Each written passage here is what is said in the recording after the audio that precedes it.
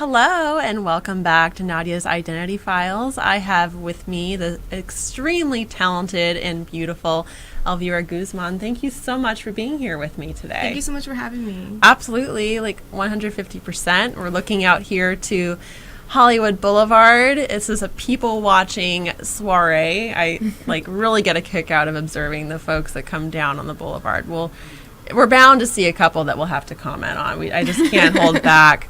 So today we're going to really focus on your journey and in the context of identity. And there's so much that you bring to the table that we obviously cannot cover in just 10 minutes or even in a round table. But you do a lot of things. You're a publicist, producer, writer, innovator. I'm probably going to leave out stuff.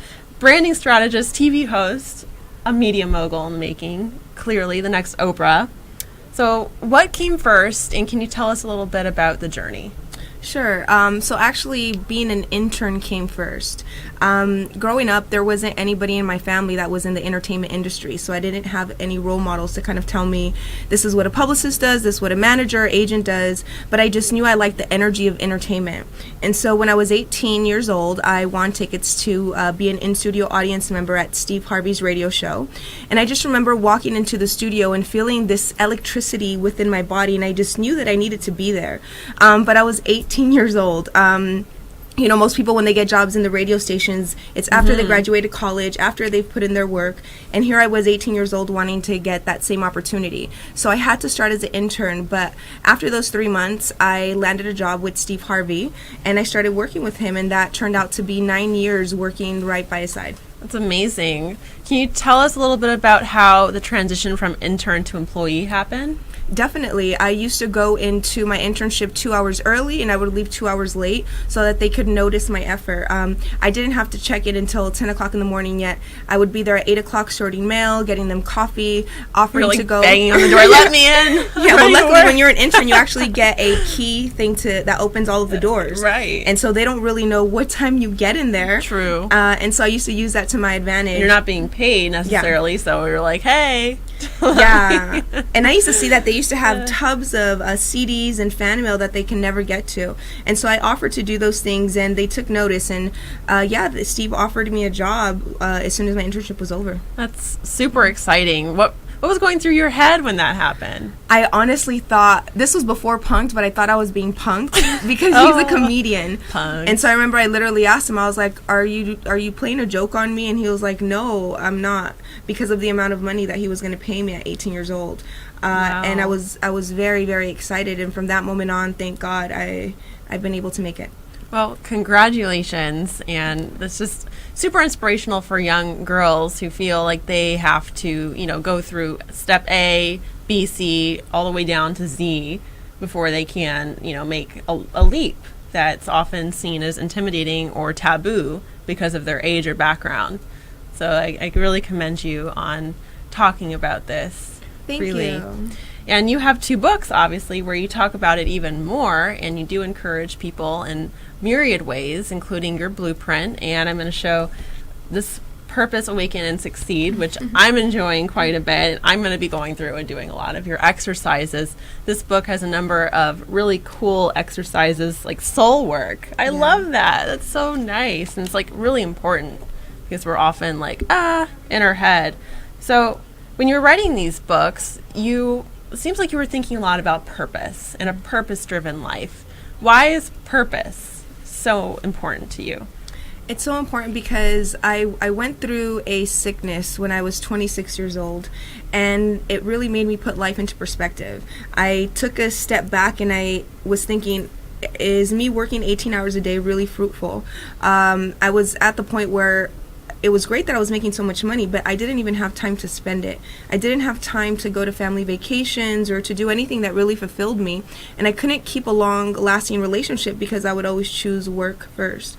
And at one point, I felt very unfulfilled, and I started asking these questions like, well, if I have money in the bank and I have this great job, then why do I still feel terrible inside? Yeah. So that's when I started to ask the bigger questions like, what is my purpose? And the reason I asked that question is because I read that spirituality relieves suffering, and that's a quote from Buddha.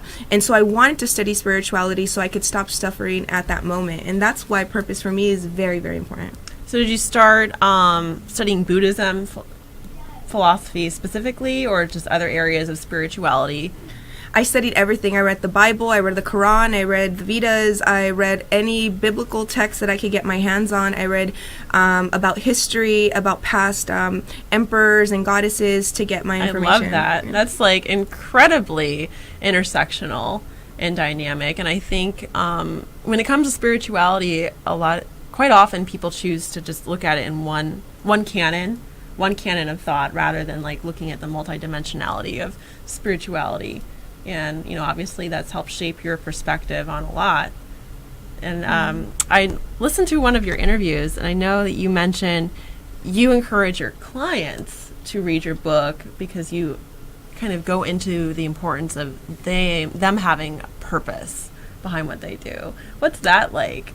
At first, I do encounter some resistance because some of my clients haven't yet been awakened, and they don't really understand why I'm telling them that they need to start a foundation, they need to start organizations to give back, where God's going to take everything they gave to them and more back. And they don't really understand the concept yet, and so I have to teach them. Some of my clients, I'll send them videos, some of them I'll give them my book to read, right. Just to kind of awaken them subtly, because as you know, when you're dealing with high-level people, their egos are very, very big. Yes. And they think that they know the best, and we have to subtly do it in our way. Yeah, absolutely. Purpose is so important. I tell my clients that as well. I mean, when I do with my social media marketing strategy, I have, rather than talk about branding, I like to talk about it in the context of narrative identity. And so we can kind of think about things in a more authentic place, rather than, kind of like thrusting a commercialization onto ourselves and step outside of that. Sometimes I guess I have to still use that level of language to kind of like get people to understand, which, you probably have run into that too, where you just kind of have to edge them into it, right? Yeah. So clearly you're super inspirational, but before you took on the internship at Steve Harvey, you were dealing with a lot. Your parents were incarcerated, and you very well could have been, trapped in the types of stereotypes that society places onto a young girl living in those circumstances. How did you prevent yourself from kind of being sucked into that negativity? That energy didn't feel right. My parents raised me up until the point where I was 14 years old, and I felt by that time I already had all of the lessons and ways that I should live my life already, and so it was almost like I was a mini adult. And yes, of course, as a teenager, you need your parents. You want them to go to your high school graduation, to your volleyball games, or to award ceremonies, but it wasn't something that I absolutely needed.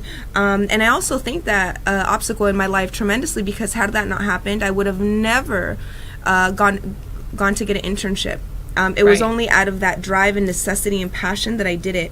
And I like that God took me out of my comfort zone, because up until that point, I didn't have to work. I could have been like the rest and gone to college and waited to work way later, because my parents would have helped me.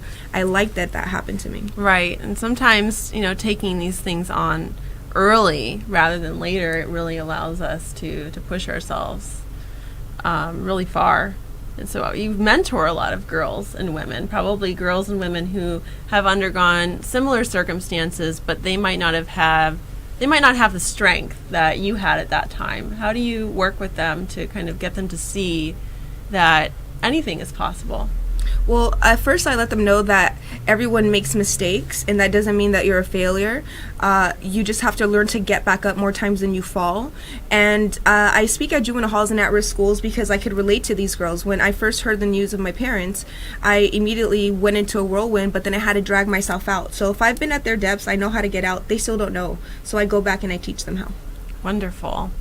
So when you were young, going through this, did you live with another family member? Suddenly, I guess your whole reality was uprooted. Yeah, there was a lot of transition. At first, I lived with my sister, then my grandparents, and then eventually alone, and then I moved to USC. Wow. Well, thank you so much for sharing your story. It's just like incredible. I'm honored to have you on. But one last question before we bring on our next guest, and of course we'll have a roundtable conversation. If you could describe your identity in 5 words, they don't have to be necessarily cohesive, they could just be 5 words, what would they be? I would say loving, compassionate, persistent, strong, and unbreakable. I'd say you nailed it. So we have your narrative identity personified here. Thank you so much, and we'll be right back.